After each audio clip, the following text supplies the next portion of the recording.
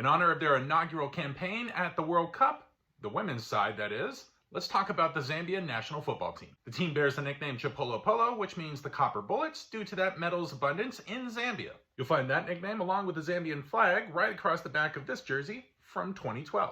2012 being the finest year in the history of the nation, seeing as they won the African Cup of Nations tournament. Kind of against all odds, since they're not one of the big perennial powers on the continent.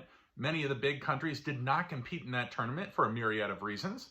Zambia won the final 0-0 on penalties afterwards against the Ivory Coast. A lot of the big hitting nations, like I mentioned, didn't qualify for this rendition of the tournament, with the holders, Egypt, not qualifying. That was kind of down to the turmoil from the Arab Spring that had just occurred. Also kind of the reason why Algeria didn't qualify for the tournament. Cameroon and South Africa also didn't qualify, as well as Nigeria, which came down to the fact that they were competing and qualifying for it, but had been banned by their nation's president from competing in the actual AFCON. That ban actually got rescinded by FIFA, but even then, kind of the damage was done and qualifying didn't go well for them, and they didn't make it to the finals. In the end, Zambia were the champions, a big year for them in 2012.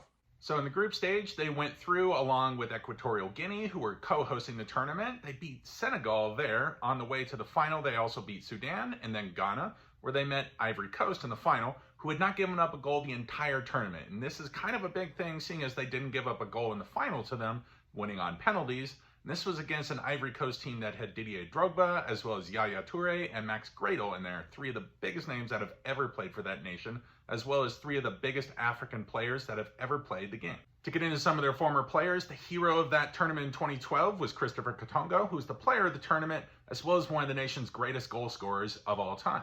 Another key name you need to know from Zambia is Collins Mbasuma, who retired from international play in 2017, but is still going strong down in South Africa, having played for all three of their big clubs, Orlando Pirates, Kaizer Chiefs, and Mamelodi Sundowns. And finally, David Chalobah, who was one of their goalkeepers in the 1980s and one of the finest on the continent at that time, who tragically passed away with another 18 players in an airplane accident in 1993 on the way to a World Cup qualifier for Zambia. As far as current players eligible for call-up, I'll start with Kennedy Mwini. He hasn't actually played a match since 2018, but he hasn't officially retired from the national team either. He was one of the members of that 2012 team as a goalkeeper. On the younger side, at 23 years old, is Kings Kongwa, who's a midfielder. He's on the up and up.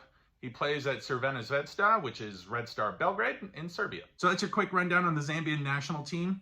This kit from 2012 is a special one for me because it was a special year for them. Runs a little tight, but that's all right.